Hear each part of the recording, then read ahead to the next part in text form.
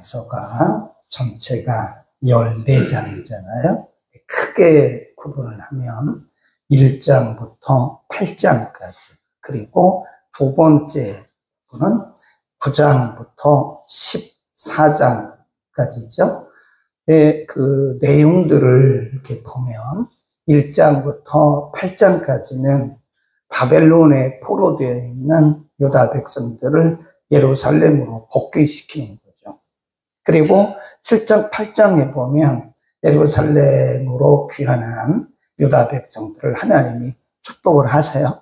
그러니까 처음에 돌아와서 이들이 한 것이 뭐냐면 성전 재건을 하잖아요. 주로 성전 재건을 하다가 스룹바벨과 대제사장 여호수아가 성전 지대, 그냥 이렇게 기초성만 쌓은 상태인데 하나님께서 7장과 8장에 보면 그들에게 큰 복을 약속을 하세요. 그런 거를 보면 우리가 하나님을 향해서 결단만 해도 하나님이 어떤 때는 큰 복을 주시더라고요.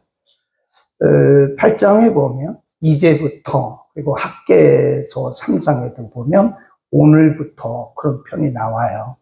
사실 유다 백성들이 바벨론에서 돌아와서 성전 재건 공사가 완공되지도 않았다고요. 그냥 기초성만 여기저기 이렇게 기초성만 쌓았는데도 하나님이 이제부터 내가 이곳에 복을 주시리라고 약속을 하셨고, 그게 7장, 8장입니다.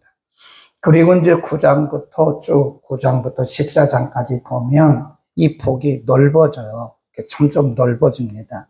처음에는 하나님이 유다 백성들만 축복하셨는데 이 복이 점점 넓어져서 모든 열방 가운데 모든 민족 가운데까지 하나님이 유다 백성들을 이렇게 중심에 두고 그들을 통해서 하나님의 축복이 열방으로 퍼져나간다. 이게 하나님의 궁극적인 내용입니다. 하나님이 우리를 다루시는 방법을 보면요, 하나님이 하나님의 백성인 우리들을 다루시는 방법을 보면 처음에는 이렇게 작게 시작을 해요. 작게 시작했다가 이것이 점점 이렇게 퍼져가요. 우리가 사도행전 1장 8절을 봐도요, 이제 성령이 임하시면 너희가 권능을 받는다. 그래서 처음부터 온 세상 가운데 복음이 증거되는 것이 아니라 처음에는 예루살렘, 유다, 그 다음에 사마리아, 땅끝, 그렇잖아요. 이게 하나님의 축복의 순서인 것 같아요. 하나님께서 우리를 개인적으로 복을 주실 때도 처음부터 우리들에게 하나님 큰 복을 주시면 우리는 10중 8구는 망합니다. 10중 8구는 망해요. 그래서 하나님이 이만큼 주시고 우리를 좀 이렇게 다독거리고 훈련하시고 연단하시고, 그 다음에 이만큼 주시고 흔들어서 우리가 교만하지 않도록 우리를 만드시고, 그 다음에 이만큼 주셔서 우리를 흔드시고 그러더라고요. 하나님께서 우리를 때로는 징계를 하세요. 징계 없는 하나님의 백성은 없습니다. 히브리서 11장에 보면 하나님이 우리를 징계하신 것은 사랑하시는 증거라 그랬고, 우리에게 징계가 없으면 하나님 백성이 아니라, 그건 뭐라고 그랬어요? 사생자다, 사생자. 그러니까 우리는 불완전해요. 우리가 아무리 열심히 하고 우리가 반듯하게 살고 말씀대로 살고 하나님의 뜻대로 산다고 해도 우리의 생각 자체가 틀리다니까요. 하나님의 관점과 우리의 관점이 틀리기 때문에 우리는 옳다고 나가지만 그것이 어떤 때는 하나님과 정반대가 될 수도 있어요. 그래서 우리의 연약함을 하나님께서 막 이렇게 내치시는 것이 아니죠. 우리가 연약한 인간임을 아시고 하나님이 그때마다 우리를 이렇게 수정해 주시는 거예요. 어떤 때는 이렇게 쳐가지고 이렇게 수정하시고.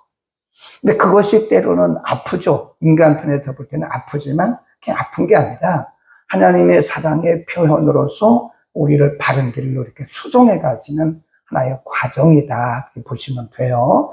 오늘 본문 2절, 3절에 보면 하나님께서 지금 유다 백성들을 불쌍히 여기시는 모습을 볼 수 있어요. 대저, 드라빔. 이 드라빔은 가정의 신입니다. 가정. 이방 신들이 섬기는 가정의 신. 옛날에 우리가 어렸을 때 보면 저희 집에도 보면 성주를 모신다 그래가지고요. 가정마다 다 신을 모셔서 그게 드라빔입니다. 드라빔. 가정의 신. 이 드라빔. 해저 드라빔들은 허탄한 것을 말하여 복술자는 진실치 않은 것을 보고 이 복술자는 무당. 오늘날로 말하면 무당. 그 다음에 꿈꾸는 거짓 꿈을 말한즉 이들은 드라빔을 의지하고 그리고 복술자들은 진실치 않아서 거짓 것을 말한즉 그 위로함이 헛되다. 그러므로 백성이 유다 백성들이에요. 유다 백성들이 양같이 유리하며 목자가 없으므로 곤고를 당한다. 이게 하나님께서 자신의 백성들을 보는 하나님의 마음입니다. 일시적으로 이스라엘 백성들이 어리석어서 하나님만 섬기고 하나님께 초점을 두고 하나님만 예배해야 되는데 어리석으니까 인간이 다 그렇잖아요. 어리석으니까 엉뚱한 데로 가는 드라빔도 섬기고 또 꿈꾸는 자도 찾아가고 또 무당도 찾아가고 얼마나 답답했으면 그랬겠어요. 그러니까 하나님이 그런 이스라엘 백성들의 모습을 보시고 가련하다고 보세요. 가련하다. 아, 이놈들이 우상을 숭배하네? 그러니까 내가 이 백성들 내가 다 멸해야지. 그게 아니라니까요. 하나님의 마음은 그게 아니에요. 그건 우리의 마음이에요.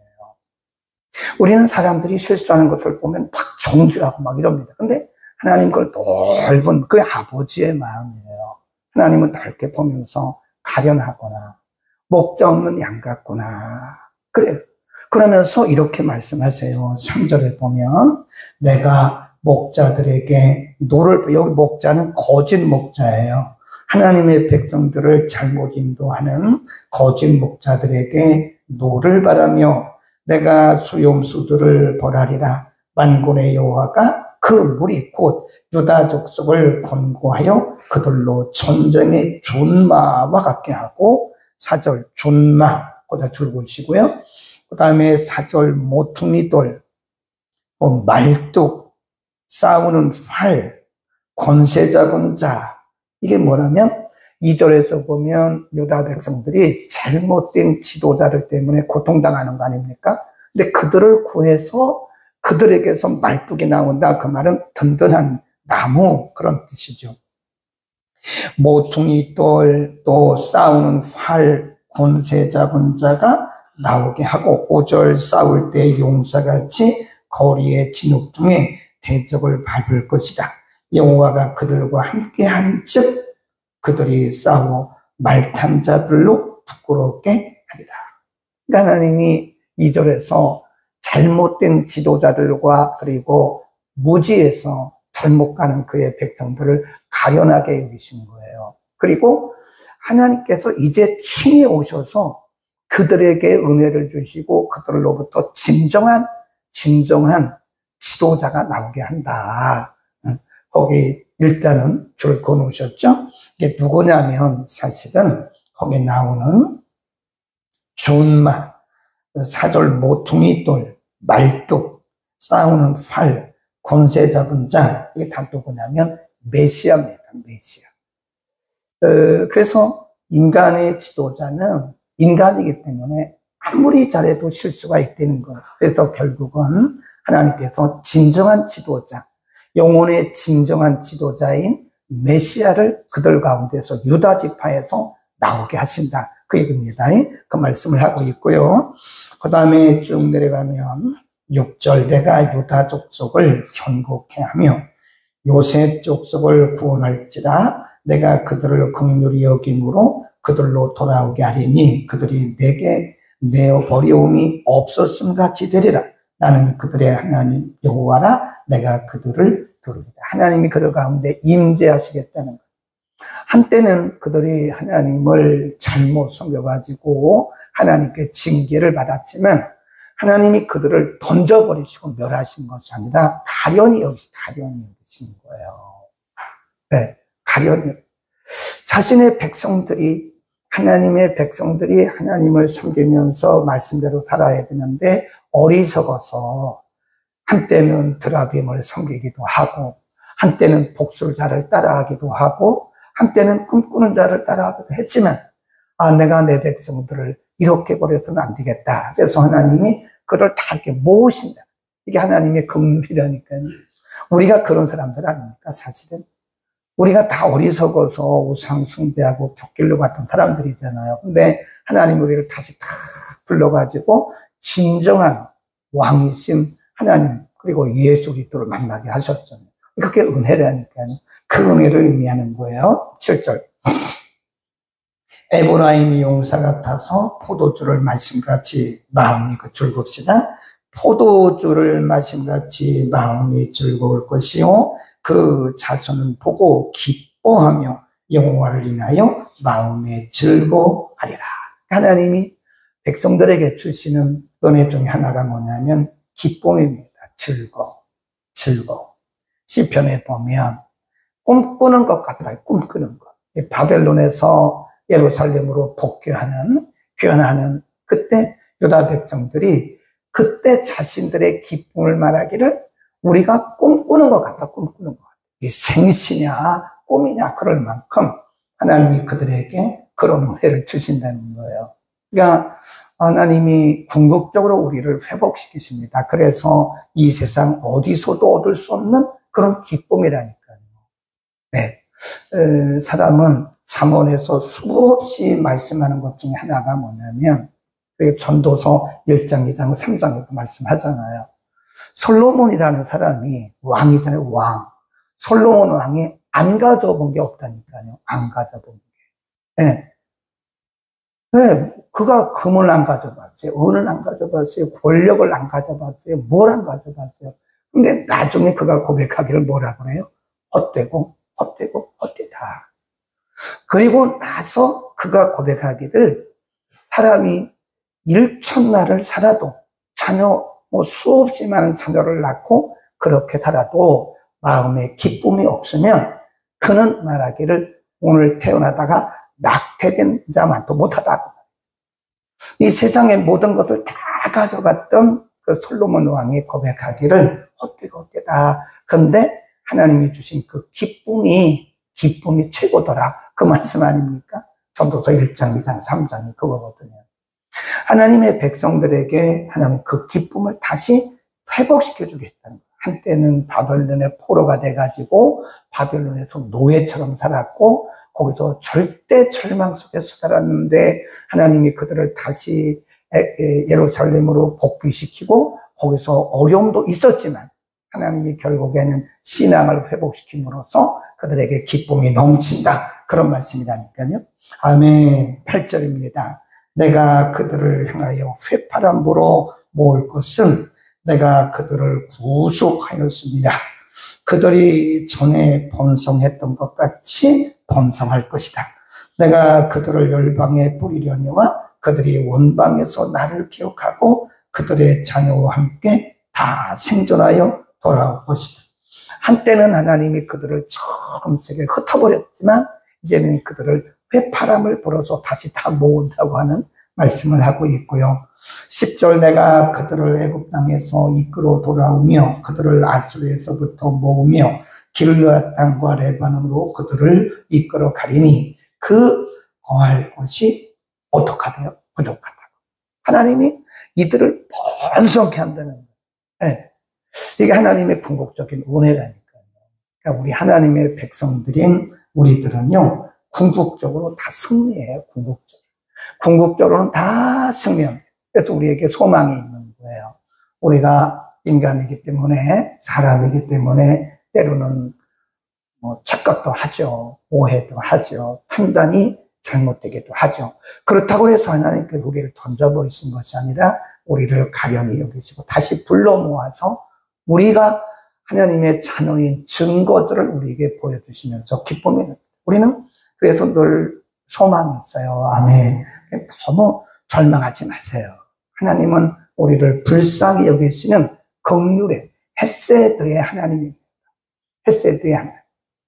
우리가 율법적으로 보면 율법, 유대인들처럼, 바리새인들처럼 율법적으로 보면 사람들을 다 이렇게 판단하고 정죄해야 돼요. 하나님은 우리를 정죄하는 분이 아니라니까요. 우리를 가련하게 여기십니다. 가끔 기독교인들 가운데요, 사람마다 달라요. 영성도 다르고 양심의 기준도 다릅니다. 사람마다. 어떤 거는 똑같이 예수를 믿어도 영성이 좀 민감한 분이 있어요. 또 양심도 좀 민감한 분이 있습니다. 조금만 잘못해도 굉장히 하나님 앞에 죄책감을 느껴요. 그렇죠? 새벽 예배 잘 나오다가 하루 빠지잖아요. 그럼 막 죄책감. 그럴 필요 없다니까요. 물론 우리가 새벽 예배를 빠지지 말고 와야죠. 그러나 상황에 따라 못 올 수도 있는 거죠. 근데 그렇게 새벽 예배 한번 빠졌다고 막 죄책감에 빠지는 분이 있어요. 그러지 말라고 자유하세요. 하나님 그거 가지고 우리 꽁 해가지고 우리를 막 징계할 그런 분이 아니래요. 네. 그렇다고 해서 막 빠지다는 건 아니지만 자유하라는. 우리가 율법적으로 그리고 유대교의 그 바리새인적으로 보면, 관점에서 보면 우리가 잘 나가다가 잘못하면 그게 하나의 정죄가 되는 거예요. 그래서 제가 말씀드리려고 하는 것은 간혹 이렇게 조금 양심이 민감한 분들이 있어요. 어떤 분들은 양심이 둔해요. 그래가지고 자기가 잘못해놓고서도 그 잘못인 줄 모릅니다. 양심이 둔해서 그러거든요. 근데 성경은 마지막 때가 되면 양심이 화인 맞는다고. 죄책감이 없는 거죠. 그런데 극과 극이에요. 어떤 사람은 양심이 둔해서 죄책감을 못 느끼는데 어떤 사람은 너무 양심이 민감해요. 그 죄책감을 막 느낍니다.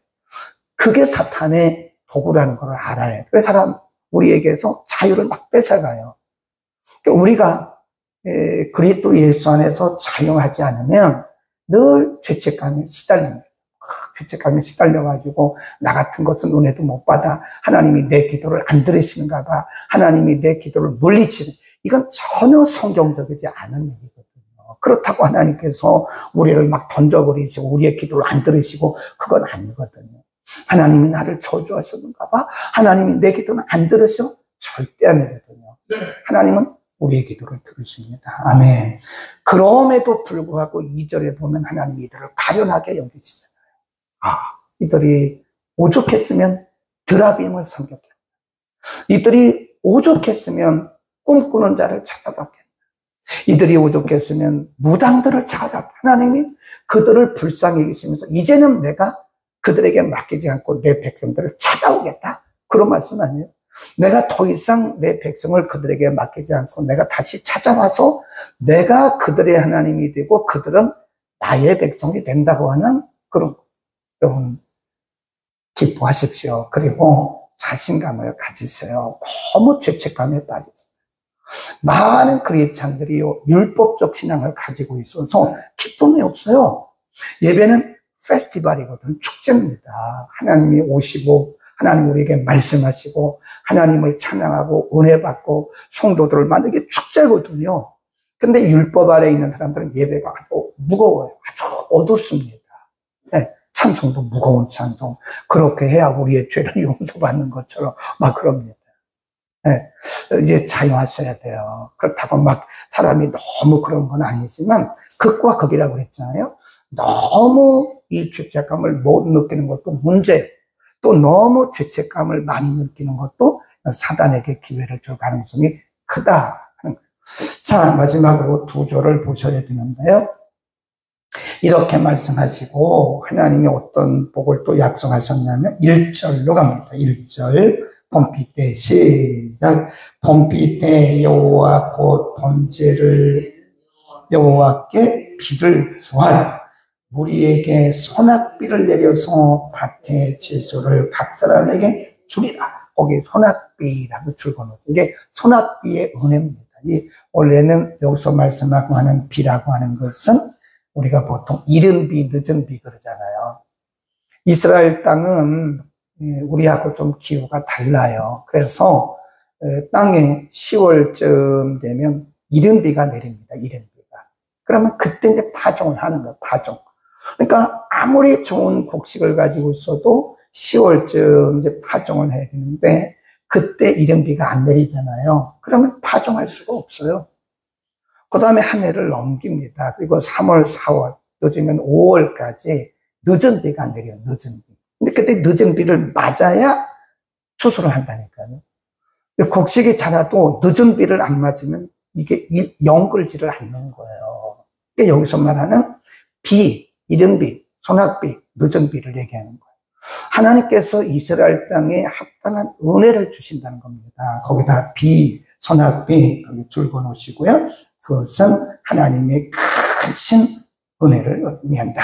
소낙비를 내리신다. 그 말은 하나님께서 크신 은혜를 주신다. 그래서 뭐라고 말씀하시냐면 여호와께 비를 구하라. 죄책감에 빠져서 70년 동안 바벨론에서 그렇게 포로 생활하면서 죄책감에 빠져서 절망하지 말고 이제는 이런 자비의 하나님 앞에 소낙비를 구하라. 은혜를 구하라. 은혜를 구하면 내가 너희에게 은혜를 주겠다. 아멘. 그리고 12절로 활짝 뛰어넘어갑니다. 12절에 이런 말씀이 있어요. 시작. 내가 그들로 나 여호와를 의지하여 경고케 하리니 그들이 내 이름을 받들어 그렇지 왕래하리니 나 여호와의 말이라. 왕래할 것이다. 내 이름을 받들 것이다. 이게 뭘 말씀하는 거죠? 신앙의 회복입니다. 신앙의 회복. 하나님과의 친밀한 관계가 이루어지는 거예요. 하나님과 멀리 있었던 유다 백성들이 이제 하나님 앞에 진노당하고 하나님 앞에 징계받았잖아요. 그래서 하나님으로부터 멀리 있던 유다 백성들에게 백성들이 가는 게 아니라니까요. 하나님이 그들 땅에 오시는 거예요. 그러니까 우리가 이제 좀 생각을 바꿔야 되는 게 우리가 하나님 앞에 나간다고 생각하는 게 있다고요. 근데 그게 아니라 하나님이 우리에게 오시는 거예요. 아멘. 우리가 기도하면서 하나님 앞에 나가는 것처럼 생각하지만 열심히 막 기도하면 우리가 하나님 앞에 나가는 것처럼 생각하지만 그게 아니라 하나님이 우리에게 오시는 거예요. 크신 하나님이 우리를 감싸신 그 하나님, 넓으신 마음을 가지신 그 하나님이 우리에게 오시는 거지 우리가 그분에게 나가는 게 아니에요. 본격적으로 보면 그분이 우리에게 오셔서 우리가 예수를 믿은 것 같잖아요. 그렇죠? 우리가 예수를 믿은 것 같고 우리가 어떤 뭔 일을 한 것처럼 보이지만 사실 우리가 예수를 믿은 게 아닙니다. 그분이 우리를 찾아오신 거예요. 아무것도 모르고 세상에서 방황하던 우리들에게 그분이 오신 거예요. 뭐 해야 되겠다. 하나님을 닮아서. 그러면. 그러니까 지금 우리들이 아무것도 모르고 세상에서 방황하고 그렇게 살았잖아요. 사실 우리가 개인적으로 보면 모범생으로 살았지만 그것도 역시 하나님 보실 때는 그냥 방황하고 있는 거예요. 근데 그분이 어느 날 우리를 찾아오신 거예요. 그러니까 은혜죠. 그러니까 하나님의 은혜를 생각하면 눈물밖에 안 나옵니다. 만일 하나님이 나를 찾아와 주시지 않았더라면, 만일 하나님이 나를 찾아와 주시지 않았더라면 나는 지금 어떻게? 제게. 만일 하나님이 저를 찾아와 주시지 않았더라면 저는 아마 엄청난 사고를 많이 쳤을 것 같아요. 네. 제가 성질도 있고 성격도 있고 꿈도 있고 이러니까 저 잘났다고 막 나갔을 거 아니에요. 그러다가 펑펑펑펑 터지는 거죠. 네. 네. 오늘 하나님이 찾아오신 거예요. 아무것도 모르는 정말 무지랭이라 그래. 충청도 말로 아무것도 모르는 무지랭이 같은 저에게 하나님이 찾아오셔서 예수를 믿게 하시고, 아무것도 모르는 저에게 하나님이 신학교에 가게 하시고 목사가 되게, 아무것도 모르는 저에게 교회를 맡겨요.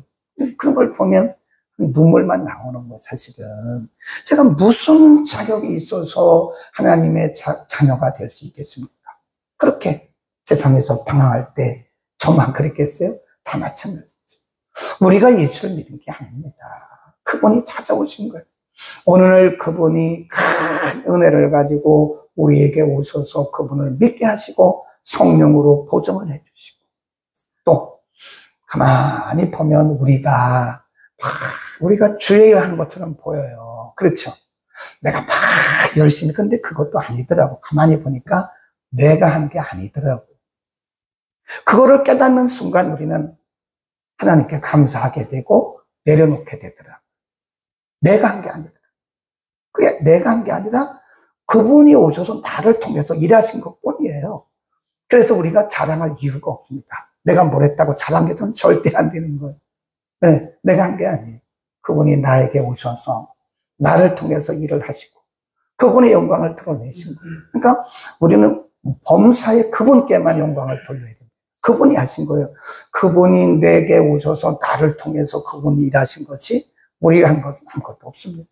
근데 우리는 때로 내가 한 것처럼 생각될 때가 많아요. 철부지라고 그러죠. 이제 우리가 영적으로 철이 들고 나면, 그건 내가 한 게 아니었네. 내가 한 게 아니었네. 그분이 오셔서 감사하게도 나를 통해서 일했네. 라고 하는 고백을 하게 되고, 그래서 우리는 우리 입에서 나오는 게 뭐죠? 오직 하나님께 영광. 아멘. 기도하겠습니다. 거룩하신 우리 아버지, 하나님께서 넓은 뜻을 가지시고 크신 사랑으로 유다 백성들을 인도하신 과정들을 우리에게 말씀해 주셨습니다. 유다 백성들이 하나님을 떠나 우상을 숭배하고 드라빔을 섬기고 복술자를 찾아가고 꿈꾸는 자를 찾아갔을 때 하나님이 어리석게 행하는 그들을 가련히 여기시고 하나님이 친히 그들 가운데 오셔서 말씀해 주시고 은혜 주시고 그들을 회복시켜 주시고 그들 가운데 메시아가 나게 하시고 하나님 친히 그들 가운데 임재하시면서 그들에게 크신 은혜 주셨음을 바라보면서 그것이 곧 오늘 우리에게 주신 은혜인 줄로 믿고 감사를 드립니다. 하나님 철부지같이 이 세상을 방황하며 살아갈 때 우리 주님 우리를 찾아와 주셨고 아무것도 모르는 우리들에게 우리를 인정하시고 충성되게 여기셔서 주님의 일을 맡기셨습니다. 우리는 때로 내가 예수를 믿고 내가 하나님께 가고 내가 기도하는 것처럼 생각했지만 그것이 아니었고 내가 무슨 일을 하는 것처럼 내가 큰 일을 하는 것처럼 생각했지만 그것도 아니었고 하나님이 친히 우리 가운데 오셔서 우리를 구원하시고 우리를 통해서 일하셨음을 분명히 고백합니다. 하나님 우리의 남은 생에는 하나님께만 영광 돌리고 하나님께만 감사하는 우리의 인생이 되게 하여 주옵소서. 우리의 미래는 언제나 궁극적으로 승리임을 믿고 현실적으로 많은 어려움이 있는 우리의 지체들도 있습니다. 저들에게 소망과 용기를 허락하소서. 전능하신 하나님, 크신 하나님을 바라볼 수 있는 믿음의 눈을 열어 주옵소서. 오늘도 지구촌 곳곳에서 주의 이름으로 모이는 모든 주의 전마다 은혜를 주시고 오늘도 하나님을 대신해서 생명의 말씀을 선포할 대언자 주의 종들을 하나님 축복하여 주옵소서. 이전에서 드리는 모든 예배마다 성령의 기름 부으심으로 풍성하게 하시고 이전에 오는 모든 자들마다 한 사람도 거저가지 않고 하늘의 크신 은혜와 기쁨이 넘쳐나게 복내려 주옵소서. 예수 그리스도의 이름으로 기도드립니다.